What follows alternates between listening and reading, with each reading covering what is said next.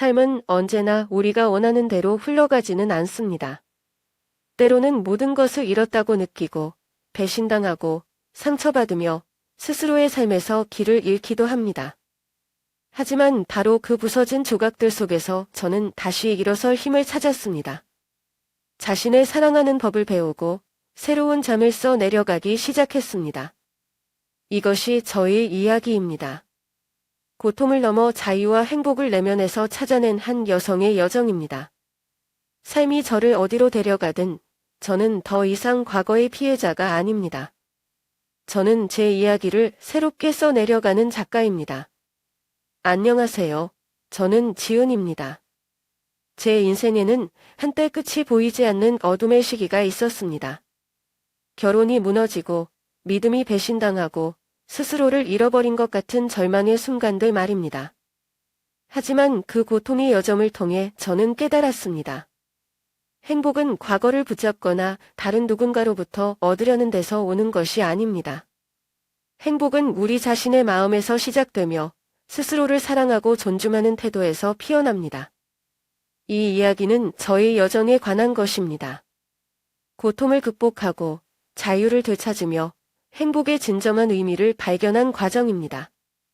지금 당신이 어떤 여정의 한가운데에 있든 이 이야기가 작은 영감이 되기를 바랍니다. 모든 아픔은 치유될 수 있고 새로운 시작은 언제나 도전할 가치가 있다는 사실을 믿으세요. 저는 지은이라고 합니다. 올해 60살이고 현재 인천 중심가의 작은 아파트에서 살고 있습니다. 제 인생은 한때 매우 충만했습니다. 남편 태연과 함께 행복한 가정을 이루었고 부평역 근처 번화한 동네에서 아담하고 아늑한 식당을 운영하며 살아왔습니다. 그 식당은 단순한 일이 아니라 지난 30여 년간 제 모든 사랑과 정성을 쏟아부은 공간이었습니다. 젊었을 때 저는 항상 제가 운이 좋은 여자라고 느꼈습니다. 태연은 잘생기고 유능하며 진취적인 남자였습니다. 우리는 1980년대 서울에서 친구의 모임을 통해 처음 만났는데 그때 저는 대학을 갓 졸업한 시점이었습니다. 그는 유머러스하고 열정적인 모습으로 금세 저에게 깊은 인상을 남겼습니다. 우리의 결혼은 진실한 사랑으로 시작되었고 저는 우리가 강력한 팀이라고 항상 생각했습니다. 첫 딸이 태어났을 때 식당을 열었는데 그것은 우리 둘의 연결을 상징하는 특별한 존재였습니다. 하지만 시간은 모든 것을 변화시킵니다. 30년이 지난 지금 식당은 여전히 손님으로 북적이지만 저와 태연 사이에는 점점 커져가는 거리감이 생겼습니다. 처음에는 그저 일이 바빠서 그런가 보다 했습니다. 늦은 회의, 끊임없는 전화, 예고 없이 떠나는 출장 모든 것을 저는 가족을 위해 애쓰는 그의 노력이라 스스로를 설득하며 넘겼습니다. 하지만 시간이 지나면서 그의 부재는 단순히 시간의 문제만이 아니라 감정의 문제로 다가왔습니다. 태연은 더 이상 일상적인 이야기들을 나누지 않았고 예전처럼 따뜻한 눈길을 제게 주지도 않았습니다. 어느 비 오는 추운 저녁, 집 근처의 한 카페 유리창을 우연히 바라보다가 태연이 낯선 여자와 함께 있는 모습을 목격했습니다. 그들은 가까이 앉아 다정하게 대화를 나누고 있었습니다. 저는 그 자리에서 얼어붙어 어떻게 해야 할지 몰랐습니다. 그 순간 제 마음은 배신감으로 산산이 부서졌을 뿐만 아니라 그의 삶에서 제가 점점 자리를 잃어가고 있다는 사실을 깨닫게 되어 더욱 아팠습니다. 시간이 지나면서 저는 더 이상 과거에 자신감 넘치고 에너지가 가득했던 지은이 아닌 그저 그의 옆에서 희미해져가는 그림자처럼 느껴졌습니다. 돌이켜보니 저는 너무 오랫동안 자신을 잊고 살았습니다. 남편과 자녀를 돌보고 식당을 운영하느라 항상 바빴지만 정작 제가 진정으로 원하는 것이 무엇인지 묻는 시간은 거의 없었습니다. 책을 읽고 그림을 그리고 인천 바닷가를 혼자 산책하는 것 같은 좋아하던 일들은 어느새 삶의 바쁜 흐름 속에서 사라져 버렸습니다. 아마도 그래서 태연이 점점 멀어질수록 제 안의 공허함이 더 크게 느껴졌을 것입니다. 이것이 제 이야기입니다. 한때 행복이란 책임을 다하는 것에 있다고 믿었던 한 여자의 이야기.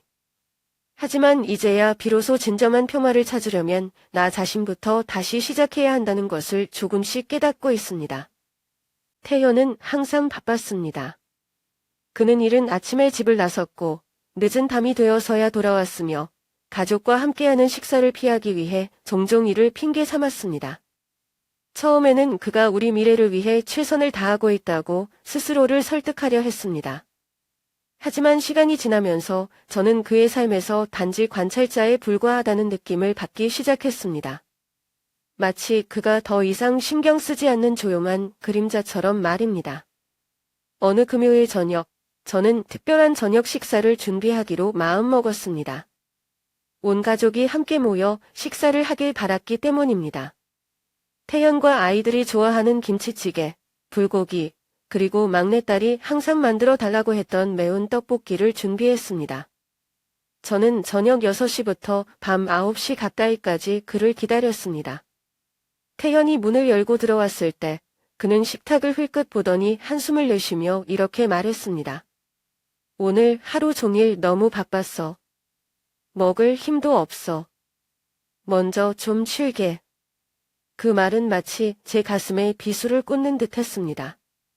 저는 단지 버려졌다는 느낌뿐만 아니라 이미 상대방이 싸움을 포기한 전쟁에서 혼자 애쓰고 있다는 생각이 들었습니다. 한때 아빠와 친밀했던 아이들도 점점 그와 거리를 두기 시작했습니다. 큰아들은 하루 종일 방에 틀어박혀 필요할 때만 방에서 나왔고 막내딸에게 왜 아빠와 이야기를 하지 않느냐고 물었더니 이렇게 대답했습니다. 엄마, 아빠가 우리 말을 들어준 적이 있었나요? 그 말은 저를 깨닫게 했습니다. 나만 공허함을 느끼는 게 아니라 우리 가족 전체가 점점 균열을 겪고 있다는 사실을요.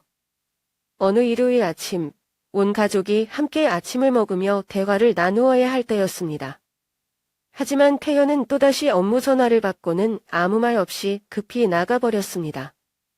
잠시 후 막내딸이 작은 목소리로 이렇게 속삭이는 것을 들었습니다. 또 일이겠지 뭐. 하지만 그 말투는 냉소적이었고 실망감이 가득했습니다. 그때 저도 태연이 내세운 그 모든 이유가 정말 일 때문인지 의문을 갖기 시작했습니다. 그러던 어느 날 우연히 그의 차 트렁크에서 작은 선물 상자를 발견했습니다. 그것은 정교하게 만들어진 목걸이였고 분명히 제 것이 아니었습니다. 그 순간 제 새삼은 무너져 내렸습니다. 저는 그에게 묻고 싶었고 진실을 마주하고 싶었습니다.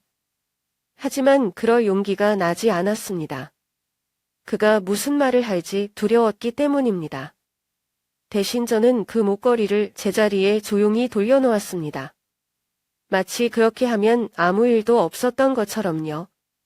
시간이 갈수록 저는 제가 평생 동안 정성 들여 만든 이 집 안에서조차 외로움을 느꼈습니다.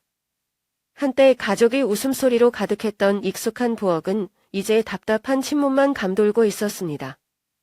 저는 모든 것을 바꾸고 싶었고 남은 것을 붙잡고 싶었지만 어디서부터 시작해야 할지 몰랐습니다. 그저 제가 제 삶에서 낯선 사람이 된 것 같은 기분이 들 뿐이었습니다. 어느 날 태연은 부산에 3일 동안 출장을 가야 한다고 말했습니다. 그는 종종 거래처를 만나기 위해 이동하곤 했기에 크게 이상한 일은 아니었습니다. 하지만 이번에는 뭔가 달랐습니다. 그는 짐을 서두르며 챙겼고 제가 자세히 물어보자 짧게 대답했습니다. 그냥 몇 가지 회의가 있어.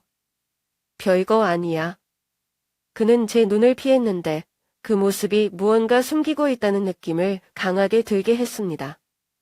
저는 애써 큰 의미를 두지 않으려 했지만 마음이 불안했습니다. 3일이 지나는 동안 그는 단 한 통의 전화나 메시지도 보내지 않았습니다. 제가 전화를 걸어도 늘 통화 중이거나 받지 않았습니다. 스스로에게 괜히 걱정하지 말라고 다짐했지만 의심은 점점 커져만 갔습니다. 그가 돌아오기 전날 밤 저는 잠을 이룰 수 없었습니다. 머릿속에는 수많은 질문이 떠올랐습니다. 그는 정말 어디에 있는 걸까? 정말 일을 하고 있는 걸까? 아니면 다른 사람과 함께 있는 걸까? 태연이 집으로 돌아왔을 때 평소와는 달리 저를 안아주거나 아이들에게 웃으며 인사하지 않았습니다. 대신 조용히 집으로 들어와 가방을 내려놓고 바로 화장실로 들어갔습니다. 그가 입고 있던 코트에서 익숙하지 않은 향수 냄새가 희미하게 풍겼습니다. 그것은 제가 쓰는 향도, 그가 사용하는 향도 아니었습니다. 그 낯선 향기는 제게 경고처럼 느껴졌습니다. 그날 저녁, 제가 침실에 들어갔을 때 그는 침대에 앉아 휴대전화를 손에 들고 급하게 문자를 보내고 있었습니다. 제가 가까이 다가가자 그는 재빨리 화면을 잠그고 전화기를 뒤집어 놓았습니다. 요즘 일이 많이 힘들어? 저는 최대한 침착하게 물어봤지만 그는 대충 응, 많이 힘들어 라고만 대답했습니다. 제가 계속 서 있자 그는 저를 쳐다보며 말했습니다. 뭐 필요한 거 있어? 아니면 내가 좀 쉴게. 그 대답은 제 가슴을 답답하게 만들었습니다. 더 묻고 싶었지만 그의 회피하는 눈빛과 이상한 행동들이 저를 혼란스럽게 했습니다. 그날 이후 저는 그의 행동을 더 주의 깊게 살피기 시작했습니다. 그는 심지어 화장실에 갈 때도 휴대전화를 가져갔습니다. 어느 날 밤에는 자정 무료 메시지 알림 소리를 들었습니다. 제가 누구냐고 묻자 그는 동료가 자료 관련해서 보낸 거야 라고 답했지만 그런 시간에 누가 일을 할까 싶었습니다. 어느 밤 더 이상 참을 수 없어서 그는 잠든 사이 그의 휴대전화를 확인하기로 했습니다. 떨리는 손으로 비밀번호를 입력했지만 비밀번호가 바뀌어 있었습니다. 그 순간 제가 품고 있던 의심은 부정할 수 없는 현실이 되었습니다. 태연은 저에게 뭔가를 숨기고 있었고 저는 다음에 무엇을 해야 할지 알 수 없었습니다. 그 이후 며칠 동안 저는 제 생각에 갇혀 사는 것 같았습니다. 가정을 깨고 싶지는 않았지만 동시에 이런 거짓된 관계를 계속 유지할 수도 없었습니다. 이 불안감은 점점 제 마음을 갉아먹으며 제가 더 이상 저 자신 같지 않게 만들었습니다. 잠 못 이루는 밤이 제게는 일상이 되었습니다. 저는 침대에 조용히 누워 어두운 방 안에서 시계가 뚝딱거리는 소리를 들었습니다. 반면 태연은 아무 일도 없다는 듯 깊이 잠들어 있었습니다. 수백 번 스스로에게 물었습니다. 내가 괜히 스스로를 힘들게 하는 걸까? 아니면 정말 무언가를 숨기고 있는 걸까? 하지만 그 답은 항상 제게서 멀리 도망쳐 버렸고 저는 마음을 진정시킬 수가 없었습니다. 초가을의 서늘한 저녁, 그는 중요한 거래처를 만나러 나가야 한다고 말했습니다. 저는 부엌 문가에 서서 그가 사라지는 뒷모습을 바라보았습니다. 마음속 깊은 곳에서 강렬한 충동이 솟아올랐습니다. 진실을 알아야만 해. 재빨리 코트를 집어들고 그를 따라 나섰습니다. 저는 충분히 멀찍이 떨어져 그가 눈치채지 못하도록 했습니다. 평생 처음으로 이런 일을 하며 그동안 제가 얼마나 그에게 품었던 신뢰를 잃어버렸는지 깨달았습니다. 그는 연수구 근처 도심의 작은 카페로 들어갔습니다. 그곳은 아늑하고 부드러운 노란 조명이 은은히 비치는 곳이었습니다. 저는 카페 외부벽 뒤에 숨어 유리창 너머로 그를 지켜보았습니다. 태연이 자리에 앉고 얼마 지나지 않아 젊은 여자가 나타났습니다. 그녀는 우아한 분위기를 풍겼고 긴 샘머리에 두꺼운 베이지색 코트를 입고 있었습니다. 그들은 다정하게 대화를 나누었고 태연은 가끔 미소를 지었습니다. 그 미소는 오랜 세월 동안 제가 한 번도 받아본 적 없는 미소였습니다. 제 심장은 점점 조여오는 것 같았습니다. 더는 지켜볼 수 없다는 생각에 그 자리를 떠나기로 했습니다. 하지만 코너를 돌며 걸음을 옮기던 중 제 주머니 속 휴대전화가 바닥에 떨어지며 조용한 거리에서 큰 소리를 냈습니다. 태연은 바로 돌아섰고 우리의 눈길이 유리창 너머로 마주쳤습니다. 그는 곧바로 카페에서 나와 제게 다가왔습니다. 저는 아무 말도 할 수 없었고 그저 얼어붙은 채 서 있었습니다. 마치 어떤 변명도 의미가 없다는 것을 알고 있는 것처럼요. 여기서 뭐 하는 거야? 그의 목소리는 차가웠고 놀란 기색조차 없었습니다. 저는 침착하려고 애썼지만 목소리가 떨리는 것을 감출 수 없었습니다. 내가 알 권리가 없다고 생각해? 당신이 숨기는 게 뭐야? 저 여자는 누구야? 태현은 바로 대답하지 않았습니다. 대신 짜증 섞인 눈빛으로 저를 바라보더니 말했습니다. 집에 가서 얘기하자. 그는 짧게 그렇게 말하고 돌아섰습니다. 저는 길 한가운데에 얼어붙은 채 서 있었습니다. 차가운 가을바람이 제 얼굴을 아리게 했지만 제 마음속 상처는 그 바람보다 훨씬 더 쓰라렸습니다. 집에 돌아왔을 때 저는 그의 입에서 무언가 설명을 들을 수 있을 거라 기대했습니다. 그러나 그는 아무 말도 하지 않았습니다. 그는 바로 작업실 문을 닫아버렸고 저는 깊은 상처와 무력감 속에 남겨졌습니다. 그날 밤 저는 거실에 앉아 테이블 위 가족 사진을 바라보았습니다. 사진 속의 우리는 한때 행복한 가족이었습니다. 이제 저는 모든 것을 과거로 되돌릴 방법이 있을지 아니면 이 모든 것이 이미 부서져버린 꿈에 불과한 것인지 자문하게 되었습니다.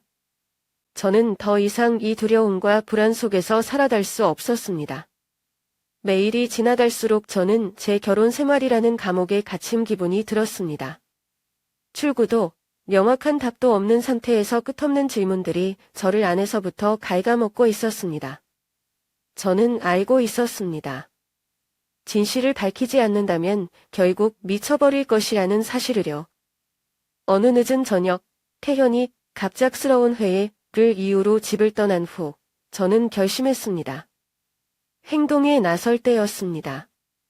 부평역 근처 전자상점에서 구매한 작은 녹음기를 꺼냈습니다. 간단하고 작지만 몇 시간 동안 연속으로 녹음할 수 있는 장치였습니다. 저는 그것을 태현의 차 운전석 및 눈에 띄지 않는 구석에 조심스럽게 설치했습니다. 혹시나 흔적을 남길까봐 신중했지만 손은 떨리고 있었습니다. 들킬까 두려운 게 아니라 제가 듣게 될 진실이 무엇일지 두려웠기 때문이었습니다. 다음 날 그는 평소처럼 집을 떠났습니다. 그는 아무 이상한 점도 눈치채지 못한 듯 보였습니다. 저는 집안일과 요리를 하며 스스로를 바쁘게 만들려 했지만 머릿속에서는 녹음기 생각을 떨쳐낼 수 없었습니다. 그날 밤 태연이 집으로 돌아와 잠자리에 든 후 저는 몰래 차로 가서 녹음기를 회수했습니다. 손에 녹음기를 들고 있는 순간 그것이 마치 시간 폭탄처럼 느껴졌습니다. 불 꺼진 부엌에 앉아 녹음기를 틀었습니다. 처음에는 차 엔진 소리와 라디오에서 흘러나오는 음악뿐이었습니다. 저는 아마도 잘못 생각했을지도 모른다고, 그가 정말 일 때문에 바빴을지도 모른다고 스스로를 설득하려 했습니다. 하지만 곧 그의 목소리가 들렸고, 이어서 다른 여성의 목소리가 들려왔습니다. 그녀는 태연을 애칭으로 불렀습니다. 제가 한 번도 불러본 적 없는 이름이었습니다. 그들의 목소리는 부드럽고 다정했으며 마치 그들만의 세상이 존재하는 것 같았습니다. 너무 보고 싶어. 지금 이 시간에 내가 있고 싶은 곳은 너와 함께 있는 곳이지, 그곳이 아니야. 그가 말한 그곳은 바로 제가 있는 이 집이었고, 우리가 함께 쌓아온 가족이었습니다. 저는 녹음을 멈췄습니다. 심장이 요동쳤고 터질 것만 같았습니다. 하지만 스스로에게 끝까지 들어야 한다고 다짐했습니다. 녹음을 다시 재생했을 때 그가 그녀에게 건네는 사랑의 속삭임과 약속들이 계속해서 이어졌습니다. 하나하나의 말들이 제 가슴 깊숙이 비수를 꽂는 것 같았습니다. 녹음이 끝났을 때 부엌은 무거운 침묵에 잠겼습니다. 제 가슴은 더 이상 뛰지 않는 것처럼 느껴졌고 그저 고통스러운 공허함만 남아 있었습니다. 제가 가장 두려워했던 일이 결국 현실이 되었습니다. 그는 더 이상 제가 알던 태현이 아니었습니다. 제가 모든 신뢰와 사랑을 바쳤던 그 남자는 이제 완전히 제 곁을 떠난 것이나 다름없었습니다. 제가 받은 것은 배신과 거짓말뿐이었습니다. 저는 그 자리에 앉아 조용히 눈물을 흘렸습니다. 울음을 터뜨리지는 않았습니다. 아이들을 깨우고 싶지 않았고 그들이 제 모습을 보는 것도 원치 않았습니다. 하지만 마음 깊은 곳에서는 알고 있었습니다. 이제 제 삶은 절대로 예전과 같을 수 없다는 것을요. 다음 날 아침, 저는 부은 눈과 무거운 마음으로 깨어났습니다. 전날 밤들었던 내용이 머릿속에서 지워지지 않았습니다. 태연과 그 여자의 말이 마치 끝나지 않는 악몽처럼 반복되며 저를 괴롭혔습니다. 이제 더는 침묵할 수 없었습니다. 진실은 명확했으며 제가 이 상황과 마주하지 않으면 앞으로 나아갈 수 없을 것이었습니다. 태연은 평소처럼 거실에 앉아 커피를 마시고 있었습니다. 그 모습이 얼마나 아이러니했던지요. 그는 아무 일도 없었다는 듯 평온했지만 저는 세상이 무너져 내리는 기분이었습니다. 저는 그의 앞에 섰고 손에는 그의 배신을 녹음한 작은 녹음기를 들고 있었습니다. 할 말 없어요? 저는 최대한 차분함을 유지하려 했지만 목소리에는 떨림이 묻어났습니다. 그는 고개를 들어 저를 보며 무표정한 얼굴로 되물었습니다. 무슨 말? 저는 녹음기를 틀었습니다. 방안은 고요했고 그의 목소리와 그 여자와의 대화가 분명하게 들렸습니다. 그는 저를 막으려 하지 않았습니다. 가만히 앉아 모든 대화를 들었지만 후회나 부끄러움의 기색은 전혀 보이지 않았습니다.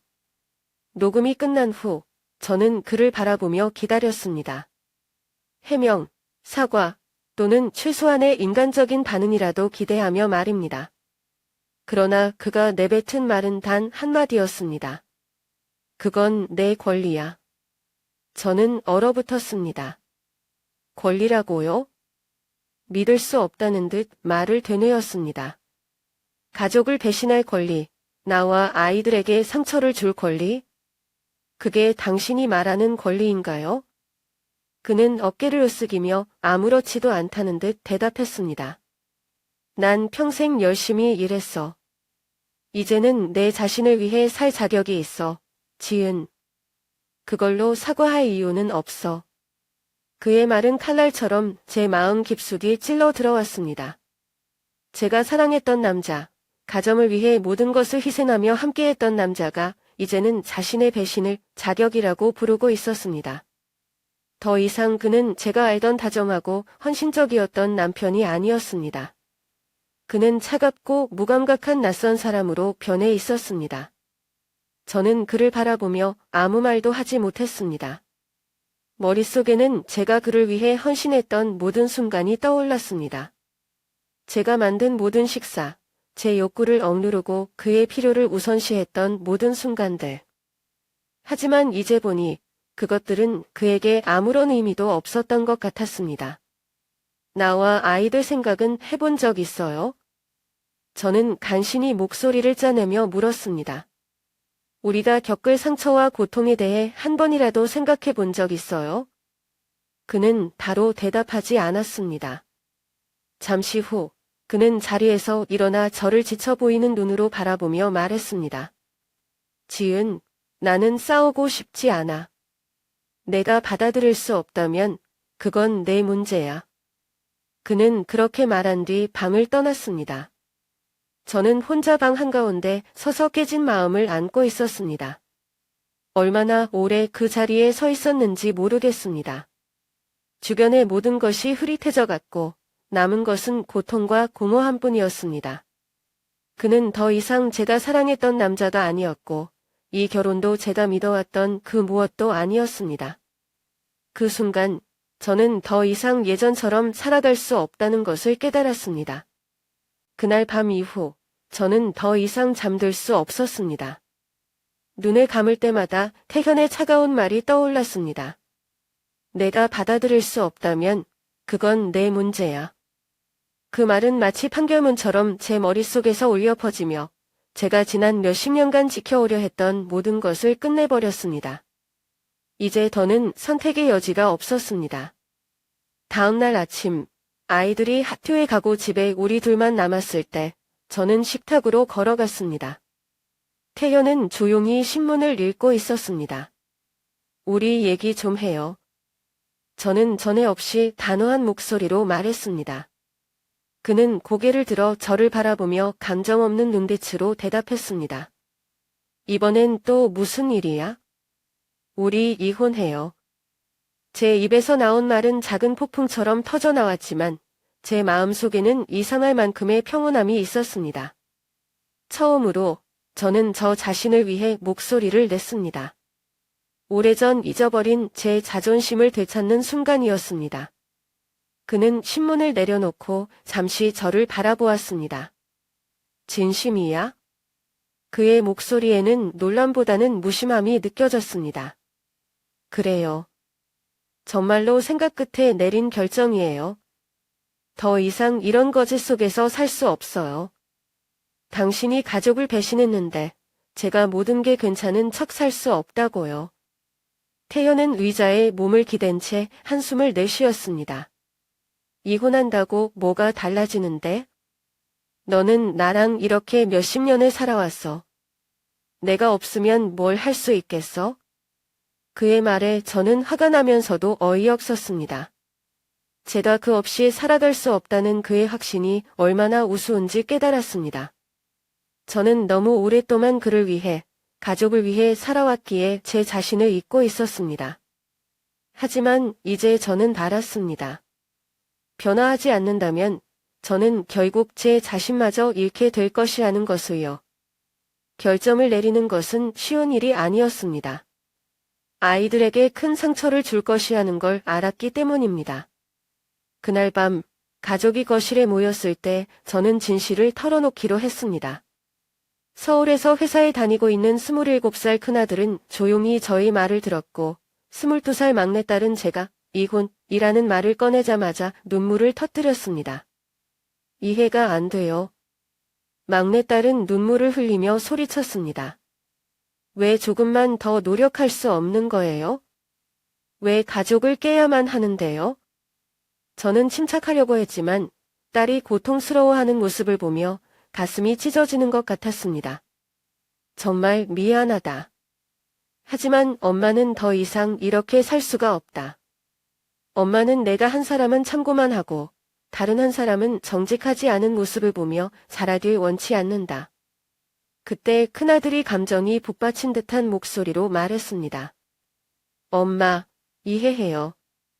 만약 엄마가 행복해지기 위해 필요한 결정이라면 우리는 엄마를 지지할게요. 큰아들의 말은 마치 구원의 비처럼 저를 감싸 안았습니다. 제가 옳은 결정을 했다는 것을 알았습니다. 비록 딸은 여전히 받아들이지 못했지만요. 그날 밤 저는 침대에 누워 오랜 세월 만에 처음으로 마음이 가벼워졌습니다. 이혼을 결심한 것은 단순히 태현의 배신에서 벗어나기 위함만이 아니었습니다. 그것은 저 자신을 되찾을 기회였습니다. 이혼은 끝이 아니라 새로운 시작입니다. 앞으로 어떤 길이 펼쳐질지 모르지만 이제 저는 제 방식대로 걸어갈 힘을 되찾았습니다. 삶이 항상 쉽지는 않겠지만 이제는 두렵지 않습니다. 더 이상 참고만 살지 않을 것입니다. 이혼 후 제 삶은 끝없는 공허 속으로 빠져들었습니다. 제가 옳은 결정을 내렸다는 것을 알면서도 죄책감이 저를 끊임없이 따라다녔습니다. 아침에 일어나 인천의 작은 아파트 창문을 바라볼 때마다 스스로에게 물었습니다. 내가 잘못한 걸까? 내가 뭔가 다른 방법으로 모든 것을 구할 수 있었을까? 그 질문들은 답을 주지 않았고 그저 제 마음에 무거운 짐만 남겼습니다. 처음에는 공허함을 채우기 위해 일에 몰두하려 했습니다. 여전히 태연과 함께 세운 그 식당을 운영했지만 이제 그곳에 발을 들이는 것조차 낯설게 느껴졌습니다. 가족 모두가 웃고 떠들던 그 식당의 테이블들은 이제 추억의 조각이 되어버렸습니다. 저는 그 조각들을 멀리서 바라보며 다가갈 수도 만질 수도 없는 사람처럼 느꼈습니다. 어느 날 단골 손님 중 한 명이 물었습니다. 남편분 요즘 어떻게 지내세요? 요즘 들어 얼굴을 못 본 것 같아서요. 저는 애써 미소를 지으며 대답했습니다. 그 사람 요즘 많이 바빠요. 그 짧은 대답이 마치 제 속에 남아있는 상처를 더 깊이 도려내는 칼날 같았습니다. 그 이후로 저는 사람들과의 대화를 피하기 시작했고 식당 운영도 직원들에게 맡긴 채 집에만 머물렀습니다. 저희 아파트는 고요함 그 자체였습니다. 들을 수 있는 소리라고는 시계 초침 소리와 멀리서 들려오는 자동차 소음뿐이었습니다. 더 이상 대화도 곁에 누군가 있다는 느낌도 없었습니다. 저는 스스로를 내 벽 안에 가둔 채 그 공허함 속에서 살아갔습니다. 때로는 소파에 앉아 한참 동안 아무것도 하지 않고 벽에 걸린 옛 가족 사진만 멍하니 바라보곤 했습니다. 아이들은 엄마를 위로하려 애썼지만 그들에게도 한계가 있었습니다. 큰아들은 직장 일로 바빴고 막내딸은 저를 사랑하면서도 여전히 가족의 붕괴를 받아들이지 못했습니다. 엄마, 왜 조금 더 노력하지 않으셨어요? 막내딸의 그 말이 제 머릿속에 끊임없이 맴돌았습니다. 마치 제가 아이들에게 깊은 상처를 준 것을 상기시키는 것처럼요. 어느 날 집을 정리하다가 결혼 초기에 썼던 편지 상자를 발견했습니다. 그 안에는 태연이 저에게 보낸 손편지들이 들어 있었습니다. 그 안에는 사랑이 맹세와 영원히 함께하겠다는 약속이 적혀 있었습니다. 저는 바닥에 주저앉아 한 글자 한 글자 읽으며 눈물을 흘렸습니다. 단지 그 약속들이 이제 무의미해졌기 때문이 아니라 한때 희망과 사랑으로 가득했던 제가 이제 과거의 그림자가 되어버린 것 같았기 때문이었습니다. 그 이후에도 밤새도록 뒤척이며 이 모든 일이 어떻게 이렇게 되었는지, 제가 무엇을 할 수 있었을지 끊임없이 생각했습니다. 내가 좀 더 참았다면 어땠을까? 내가 더 잘했더라면? 하지만 또 다른 목소리가 속삭였습니다. 내가 자신을 풀어주지 않았다면 정말 내 자신으로 살 수 있었을까? 이 두 목소리 사이에서 끊임없이 갈등하는 것은 너무나 지치고 고통스러웠습니다. 외로움, 공허함, 그리고 길을 잃은 듯한 감정이 저를 감쌌습니다. 하지만 제 마음 한구석에서는 이것이 제가 반드시 겪어야 할 과정이라는 것을 알고 있었습니다. 자유에는 대가가 따릅니다. 그것이 항상 달콤하지는 않지만 저 자신을 찾기 위해 반드시 필요한 것이었습니다. 외롭고 공허한 날들 속에서 저는 그를 만났습니다. 석진이었습니다. 그가 나타난 것은 어느 쌀쌀한 오후, 집 근처 마트에서였습니다. 저는 물고기를 고르다 실수로 액젓병을 바닥에 떨어뜨렸고 고약한 냄새 때문에 사람들은 피하려 했지만 석진은 달랐습니다. 그는 다가와 흩어진 물건들을 주워주며 말했습니다. 괜찮으세요? 그의 진심 어린 눈빛에 저는 오랜만에 누군가가 저를 진정으로 신경 써준다는 느낌을 받았습니다. 그날 이후로 우리는 대화를 나누기 시작했습니다. 석진은 50대 초반의 남성이었고 몇 년 전 아내를 잃고 대학생 아들과 함께 살고 있었습니다. 그는 화려하거나 즉각적으로 사람의 눈길을 끄는 스타일은 아니었지만 따뜻하고 차분한 성품이 저를 편안하게 해주었습니다. 몇 번의 대화 끝에 그는 저를 인천 바닷가 근처의 작은 카페로 초대했습니다. 평화로운 그곳에서 저는 제 이혼 이야기를 털어놓았습니다. 제가 견뎌야 했던 아픔에 대해 이야기했을 때 그는 단 한 번도 말을 끊지 않았습니다. 그저 고개를 끄덕이고 깊은 공감의 눈빛으로 저를 바라봤습니다. 너무 많이 참으셨네요. 그는 낮고 따뜻한 목소리로 말했습니다. 누구나 행복해질 권리가 있어요. 그 말은 제 마음을 잠시나마 치유해주는 약 같았습니다. 저는 오랜만에 누군가에게 소중히 여겨지고 있다는 느낌을 받았습니다. 이후 우리는 몇 번 더 만났습니다. 낙엽이 가득 깔린 공원길을 산책하며 대화했고 삶과 잊혀진 꿈들에 대해 이야기했습니다. 하지만 시간이 지나면서 저는 무엇인가 잘못되었다는 것을 깨닫기 시작했습니다. 어느 저녁 작은 레스토랑에서 그와 마주 앉아있던 중 그의 눈을 바라보며 깨달았습니다. 저는 그를 진심으로 사랑하지 않았습니다. 제가 그와 나누는 모든 말과 행동은 그저 공허함을 채우기 위한 것이었고 어쩌면 제 자신과 태연에게 제가 여전히 사랑받을 가치가 있다는 것을 증명하려는 시도에 불과했습니다. 저는 그 순간이 너무나 괴로웠습니다. 저는 석진을 진심으로 대하지 못했음을 깨달았기 때문입니다. 그는 잘못한 것이 없었지만 저는 그를 제 공허함을 숨기기 위한 도구로 이용하고 있었습니다. 그날 밤 바닷가를 걸으며 저는 마음을 털어놓기로 했습니다. 석진 씨, 정말 감사했어요. 저에게 힘이 되어 주셨지요. 하지만 더는 이어갈 수 없을 것 같아요. 그는 저를 바라보며 말했습니다. 놀라는 기색은 없었습니다. 아직 상처를 치유하려고 애쓰고 계신 거죠? 저는 고개를 끄덕이며 눈물을 흘렸습니다. 제 자신과 마주할 시간이 필요해요. 누군가에게 의지하기보다는 스스로를 치유하고 싶어요. 그는 씁쓸하지만 다정한 미소를 지으며 말했습니다. 그럴 수 있죠.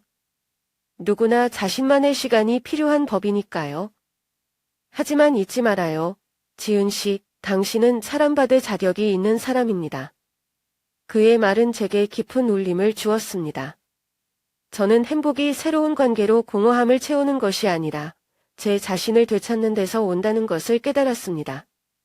석진과 헤어진 뒤 저는 슬펐지만 마음 한구석이 가벼워지는 것을 느꼈습니다. 그것은 어렵지만 꼭 필요한 결정이었습니다. 이제 저는 처음부터 다시 시작하려 합니다. 이번에는 저 자신의 마음과 용기를 바탕으로요. 석진과 헤어진 후 저는 혼란스러운 감정 속에서 살아갔습니다. 그를 제 혼란스러운 삶으로 끌어들였다는 죄책감이 저를 괴롭혔습니다. 상처를 치유하려고 노력한다고 생각했지만 사실 저는 진정한 아픔을 외면하려고 애쓰고 있었습니다. 제가 한 행동들은 행복을 찾기 위한 것이 아니라 태연에게 복수하려는 은밀하고 쓰라린 방식이었음을 깨달았을 때 그 죄책감은 한층 더 무거워졌습니다.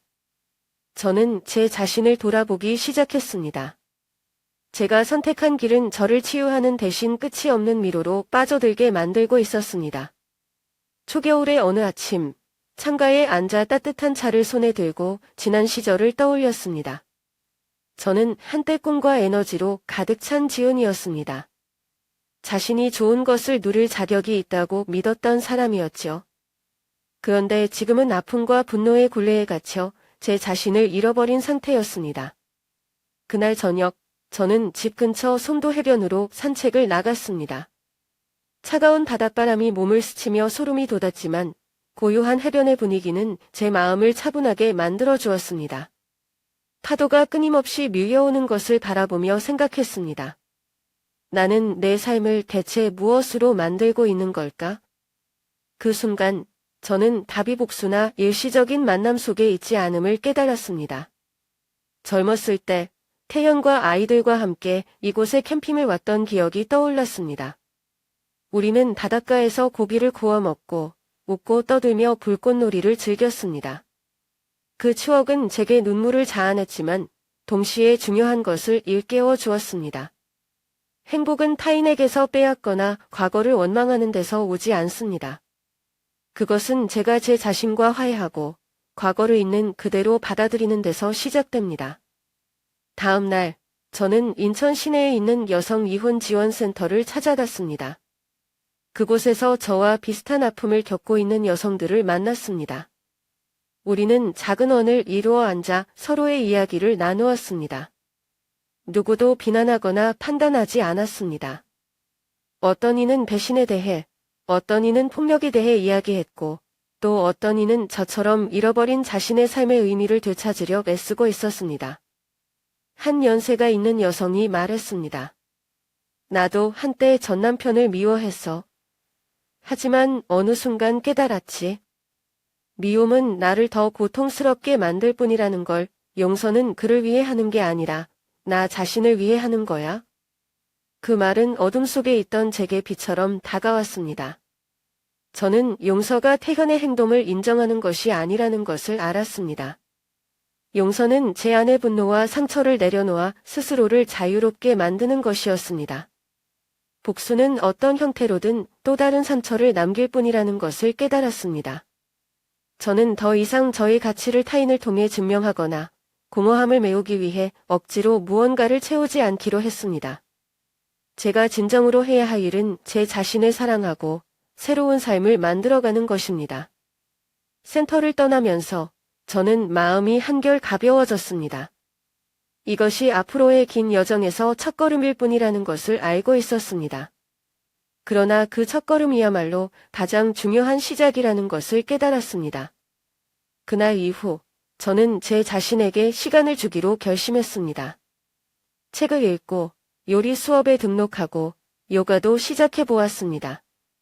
저는 강하고 삶을 사랑했던 과거의 지은이를 다시 찾아야겠다고 다짐했습니다. 그리고 이번에는 절대로 다시 그녀를 잃지 않을 것입니다. 삶을 바꾸기로 결심한 후 저는 인천 문화센터에서 운영하는 자원봉사 클럽에 가입했습니다. 처음에는 시간을 때우고 외로움을 달래기 위해 참여했지만 이곳은 저를 치유하는 버팀목이 되었습니다. 첫날, 저는 동춘역 근처 무료 급식소에서 음식을 나누는 일을 맡았습니다. 홀로 사는 어르신들과 어려운 형편의 아이들이 뜨거운 밥을 받으며 감사의 눈빛을 보낼 때 제 마음 한구석이 채워지는 것을 느꼈습니다. 그들의 짧은 고맙습니다. 라는 말이 저에게 아직도 가치 있는 사람임을 상기시켜 주었습니다. 누군가에게 작은 선물이 될 수 있다는 사실은 저를 다시 살아있게 만들었습니다. 어느 날 점심 준비를 하던 중 한 할머니를 만났습니다. 할머니는 말은 체구였지만 항상 환한 미소를 지으셨습니다. 자신이 초등학교 교사로 일했었지만 남편이 세상을 떠나고 자식들이 도시로 떠난 뒤로 10년 넘게 혼자 지내고 있다고 말씀하셨습니다. 이곳에서의 식사는 단순히 음식을 먹는 시간이 아니라 다른 사람들과 대화할 기회랍니다. 그 말에 저는 깊은 울림을 느꼈습니다. 어떤 나이든 간에 우리는 모두 연결되고 나누는 것이 필요하다는 사실을 깨달았습니다. 그날 이후 저는 지역사회를 위한 활동에 더 많은 시간을 투자하기 시작했습니다. 음식 배급뿐만 아니라 송도 근처의 장애 아동센터에서 아이들을 돕는 그룹에도 참여했습니다. 한 번은 아이들과 함께 미술 활동을 진행했는데 8살 지훈이라는 아이가 있었습니다.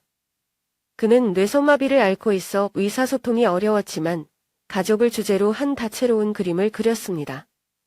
이건 누구야? 제가 물었을 때 그는 한 여성의 모습을 가리키며 웃었습니다. 우리 엄마예요.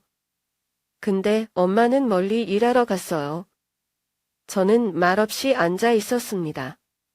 지훈의 모습이 저를 제 아이들에게로 이끌었습니다. 저는 가족의 해체가 아이들에게 상처를 줄까봐 두려워했지만 지금은 그들에게 더 나은 엄마가 되는 방법을 고민해야 한다는 것을 깨달았습니다. 완벽한 가족이 아니더라도 제가 할 수 있는 모든 것을 다해야 했습니다. 점차 자원봉사 활동은 저를 더 이상 공허하게 두지 않았습니다. 새로운 친구들도 생겼고 그들과 함께 누군가를 돕는 즐거움을 나눌 수 있었습니다. 우리는 어려운 지역을 방문하며 많은 이야기를 들었습니다. 한 번은 외곽 지역에서 두 아이를 홀로 키우는 싱글맘을 만났습니다. 그녀는 아이들을 위해 3가지 일을 하면서도 아이들 이야기를 할 때마다 환하게 웃었습니다. 삶이 아무리 힘들어도 우리가 사랑할 수 있다면 괜찮아질 거예요. 그녀의 말은 제 마음에 깊이 새겨졌습니다. 과거의 고통이 아무리 컸더라도 자신과 주변 사람들을 사랑하는 것이 진정한 치유의 열쇠라는 것을 깨달았습니다. 과거의 상처는 더 이상 저를 짓누르는 짐이 아니라 제가 성장하게 만든 과정이 되었습니다. 매일 아침 눈을 뜰 때 제 마음은 전보다 훨씬 가벼워졌습니다. 제가 돕는 사람들의 미소, 따뜻한 손길, 그리고 진솔한 이야기들이 제 마음속의 상처를 서서히 녹였습니다. 행복은 완벽한 삶에서 오는 것이 아니라 우리가 가장 작은 것들에서 의미를 찾는 방법에서 온다는 것을 알았습니다. 저는 많은 것을 잃었지만 동시에 제 자신을 되찾았습니다. 더 강하고 더 따뜻한 지훈으로 거듭났습니다. 공허함 속에서 살아온 나날들 끝에 저는 마침내 결심했습니다. 이제는 도망치거나 빈자리를 채우기 위해서가 아니라 제가 본래 어떤 사람이었는지를 되찾기 위해 스스로에게 시간을 할애하기로 했습니다. 작은 것들부터 시작했습니다. 아침이면 창가에 앉아 따뜻한 차를 홀짝이며 새소리를 들었고 저녁이면 송도 동네의 벚꽃길을 따라 산책을 했습니다.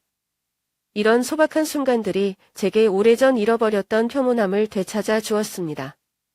어느 날 저는 오래된 사진첩을 꺼냈습니다. 색이 바랜 젊은 시절의 사진들을 보며 한때 절친했던 대학 친구 혜진이 떠올랐습니다. 무려 20년 가까이 연락하지 못했던 친구였습니다. 약간의 망설임 끝에 그녀를 소셜미디어에서 찾아 연락을 보냈고 곧바로 답장이 왔습니다. 지윤, 정말 너야? 당장 만나자. 그녀의 메시지를 읽는 순간 오랜만에 무거운 생각 대신 웃음이 터져 나왔습니다. 우리는 인사동 근처 좁은 골목의 작은 카페에서 만나기로 했습니다. 그곳은 젊은 시절 자주 갔던 장소였습니다. 혜진이 환한 미소와 여전히 활기찬 눈빛으로 카페에 들어서는 순간 마치 시간이 거꾸로 흐른 듯한 기분이 들었습니다. 우리는 몇 시간을 이야기하며 대학 시절의 추억을 떠올렸습니다. 밤새워 공부하던 날들, 길거리 떡볶이집에서의 수다, 그리고 함께 떠났던 배낭 여행까지 모든 것이 생생히 떠올랐습니다. 혜진은 저에게 여행을 제안했습니다. 지윤아, 내가 한 번도 가보지 않은 곳으로 떠나봐. 과거도 책임감도 없는 곳으로. 너는 그럴 자격이 있어? 그녀의 말은 제 마음에 깊이 새겨졌습니다. 고민 끝에 저는 제주도로 떠나기로 결심했습니다. 한 번도 가본 적은 없었지만 항상 꿈꾸던 여행지였습니다. 제주도에서의 시간은 제 예상보다 훨씬 더 많은 것을 안겨주었습니다. 저는 자전거를 빌려 해안도로를 달렸고 시원한 바닷바람과 유채꽃 향기를 온몸으로 느꼈습니다. 동문시장에서는 새로운 음식을 맛보며 새로운 경험에 도전했습니다. 그리고 성산일출봉 정상에서 떠오르는 태양을 보던 순간 저는 한 가지 깨달음을 얻었습니다. 더 이상 제가 작거나 약하다고 느껴지지 않았습니다. 저는 이 광활한 세상의 일부였고 제 자신만으로도 충분히 살아갈 자격이 있었습니다. 여행에서 돌아온 후 저는 오래전에 놓아버린 취미들을 다시 시작했습니다. 그중 하나가 그림 그리기였습니다. 자연 풍경, 꽃과 나무, 그리고 저 자신의 감정을 캔버스 위에 표현했습니다. 붓을 잡는 매 순간 마치 제 마음 깊은 곳과 대화하는 듯한 느낌이 들었고 과거에 쌓인 슬픔과 아픔이 조금씩 풀려나가는 것을 느꼈습니다. 오랜 친구와의 재회를 통해 저는 깨달았습니다. 과거는 아픔이나 후회로만 가득 찬 것이 아닙니다. 그것은 제가 온 마음을 다해 살았던 순간들, 사랑하고 사랑받았던 기억들로도 채워져 있습니다. 이 아름다운 추억들은 단지 슬픔을 덜어주는 것뿐만 아니라 앞으로 나아갈 힘과 용기를 주는 원동력이 되었습니다. 이제 저는 더 이상 고통에 다친 지연이 아닙니다. 현재의 순간을 감사히 여기고 스스로를 사랑하며 새로운 하루를 기대하는 지연으로 거듭나고 있습니다. 태연과의 일이 지나갔다고는 하지만 가끔씩 옛 기억들이 차가운 바람처럼 갑자기 스쳐 지나가며 저를 움츠리게 하곤 합니다. 완전히 잊을 수는 없을 것입니다. 제 인생에서 너무나 중요한 일부였으니까요. 하지만 이제는 도망치거나 괴로워하기보다는 그것이 과거의 일임을 받아들이고 직면하는 법을 배워가고 있습니다. 그건 슬픈 잔이었지만 이제는 닫힌 책의 한 페이지일 뿐입니다. 어느 늦은 오후, 밤을 정리하다가 태현의 오래된 편지를 발견했습니다. 그것은 결혼식 주년 때 우리가 레스토랑을 확장했을 무렵 그가 제게 쓴 편지였습니다. 편지 속에서 그는 항상 곁에 있어주고 인내하며 사람을 보여준 저에게 고맙다는 말을 전했습니다. 저는 한 줄 한 줄 읽어내려가며 마치 과거의 태연과 대화하는 듯한 기분이 들었습니다. 그때 그는 분명 저를 진심으로 사랑했던 사람이었습니다. 하지만 편지를 접으며 더 이상 가슴이 아프지 않다는 것을 깨달았습니다. 대신 저는 고요함을 느꼈습니다. 그 사람은 이제 과거 속에 있고 제가 할 수 있는 유일한 일은 그를 놓아주는 것이었습니다. 저는 제 자신에게 집중하기 시작했습니다. 단지 취미나 일에 몰두하는 것이 아니라 삶을 대하는 태도부터 바꾸기로 했습니다. 매일 아침 예전처럼 서둘러 일하지 않고 거울 앞에 서서 제 자신에게 이렇게 말했습니다. 오늘은 좋은 날이 될 거야. 그리고 나는 나를 위해 살 거야. 이 간단한 말들이 저에게 새로운 하루를 시작할 동기를 주기 시작했습니다. 어느 날 저는 인천의 문화센터에서 열린 여성들을 위한 토크 세션에 참석했습니다. 그 자리에는 중년의 많은 여성들이 저마다의 이야기를 안고 모였습니다. 처음에는 제 이야기를 나눌 생각이 없었지만 한 여성이 자신의 이혼과 극복 과정을 말하는 것을 들으며 저도 모르게 손을 들었습니다. 저는 한때 제 삶에서 남편 없이는 살 수 없다고 생각했습니다. 저는 약간 떨리는 목소리로 말했습니다. 하지만 과거에 매달리는 것은 결국 제가 제 삶에서 길을 잃게 만들 뿐이라는 것을 깨달았습니다. 제가 바꿀 수 없는 일들에 얽매이기보다는 제가 앞으로 어떻게 살지를 선택해야 했습니다. 그리고 저는 저 자신을 위해 살기로 했습니다. 제가 말을 끝내자 강연장은 박수 소리로 가득 찼습니다. 강연이 끝난 뒤 한 여성이 제게 다가와 제 손을 잡으며 말했습니다. 선생님의 이야기를 듣고 용기를 얻었습니다. 정말 감사합니다. 그녀의 말은 제 마음을 따뜻하게 했습니다. 저는 누군가와 이야기를 나누고 도움을 줄 수 있는 일이 곧 저를 치유하는 길이라는 것을 깨달았습니다. 그 이후로 저는 비슷한 경험을 가진 여성들과의 모임에 더 적극적으로 참여하게 되었습니다. 그들의 이야기를 들으며 공감과 연대 속에서 놀라운 힘을 느꼈습니다. 저보다 더 큰 상실과 고통을 겪은 사람들이 여전히 살아가고 사랑하며 새로운 길을 찾는 모습을 보면서 저는 어떠한 고통도 영원하지 않다는 것을 배웠습니다. 삶은 항상 제 뜻대로 되지는 않지만 저는 제 자신의 방향을 선택할 권리가 있다는 것을 깨달았습니다. 복수나 후회 속에서 더 이상 살지 않고 오롯이 저만의 평온과 기쁨을 찾아가기로 했습니다. 매일이 지나갈수록 저는 더 강해지고 있습니다. 그리고 이 여정은 단순히 과거를 잊기 위한 것이 아니라 제 자신을 다시 사랑하기 위한 것이라는 것을 알게 되었습니다. 매일 아침 눈을 뜨면 저는 창문을 활짝 열어 햇살이 작은 방 안으로 가득 들어오게 합니다. 이제 아침마다 제게 찾아오는 첫 감정은 더 이상 두려움이나 불안이 아닙니다. 대신 고요하고 평온한 마음이 자리 잡았습니다. 길가 나무 위에서 들리는 새소리와 부엌에서 막 내린 커피의 향기는 제가 지금 이 순간 진정으로 살고 있음을 느끼게 합니다. 더는 과거의 아픔에 사로잡히지도 누군가에게 제 가치를 증명하려 애쓰지도 않습니다. 어느 아침 집 근처 공원에 산책하던 중 혼자 벤치에 앉아 계신 연세 지긋한 한 여성을 우연히 만났습니다. 그녀는 지친 기색이 역력했고 눈빛에는 깊은 슬픔이 담겨 있었습니다. 저는 조심스레 다가가 말했습니다. 괜찮으시면 이야기를 나눠 보실래요? 제가 여기서 들어드릴게요. 그녀는 조용히 자신의 삶에 대해 이야기하기 시작했습니다. 40년간 지속된 결혼 생활, 그 속에서의 많은 희생과 인내, 그리고 가족 안에서조차 느꼈던 소외감에 대해 말했습니다. 그녀의 이야기는 마치 한때의 제 삶을 비추는 거울 같았습니다. 다른 사람을 위해 사는 것이 옳다고 생각했어요. 그녀는 말했습니다. 하지만 결국 깨달았죠.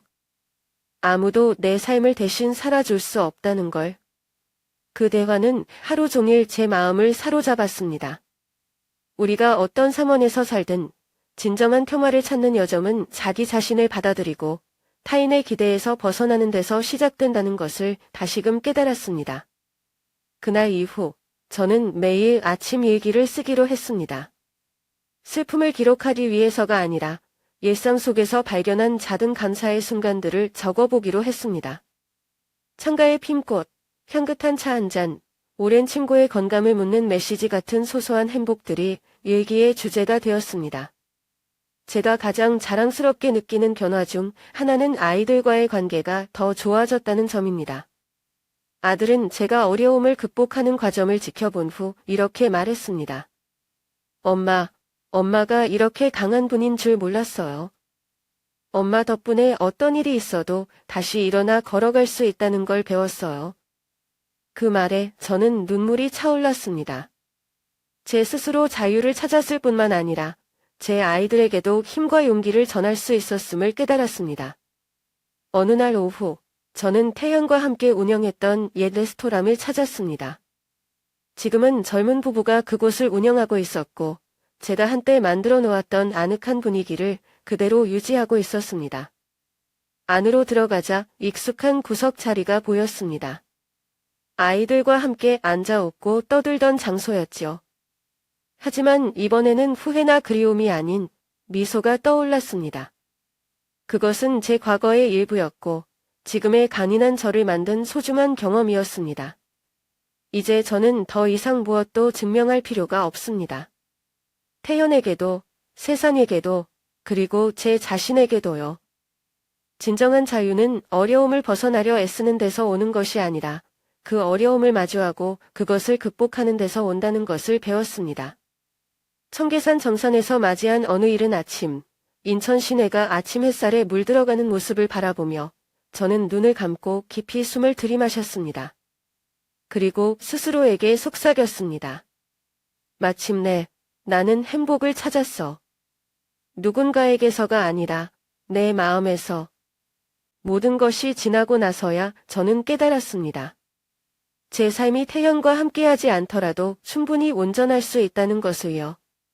그의 존재는 한때 제 삶의 중심이었지만 이제는 제 스스로가 제 인생의 의미와 가치를 결정짓는 주인공이 되었습니다. 고통스러운 나날들은 이제 소중한 교훈이 되었고 행복은 누군가에게 의지하는 것이 아니라 자신을 사랑하고 돌보는 데서 시작된다는 것을 가르쳐 주었습니다. 어느 봄날 아침, 저는 송도의 중앙공원에서 열린 자선 달리기 행사에 참여하기로 결심했습니다.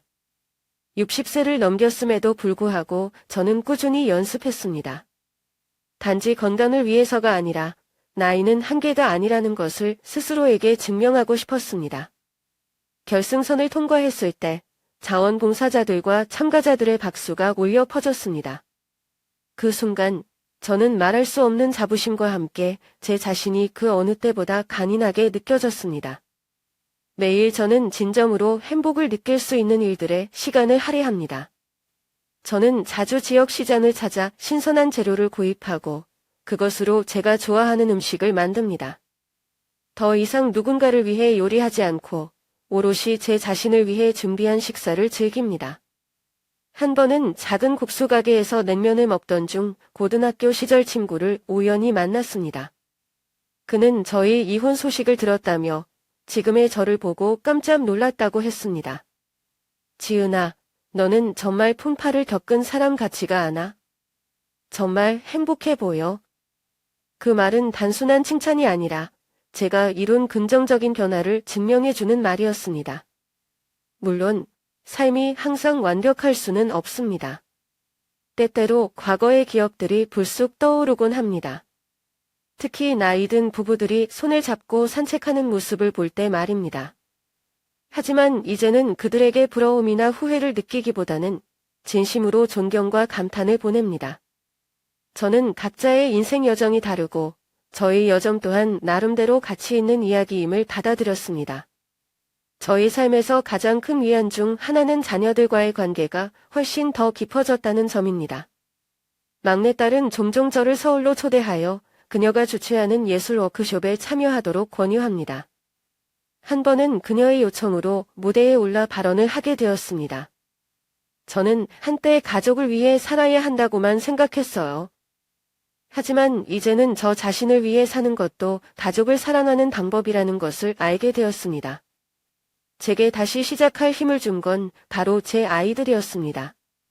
제가 말을 마치자 청중은 박수를 보냈고 딸이 자랑스러운 눈빛으로 저를 바라보는 것을 보았습니다. 그 순간 저는 진정한 행복이 가슴 깊이 스며드는 것을 느꼈습니다. 앞으로의 날들이 항상 쉽지는 않을 것을 알고 있습니다. 하지만 이제 저는 자신감을 갖고 모든 도전을 마주할 준비가 되어 있습니다. 더 이상 누구에게도, 심지어 제 자신에게도 증명할 필요를 느끼지 않습니다.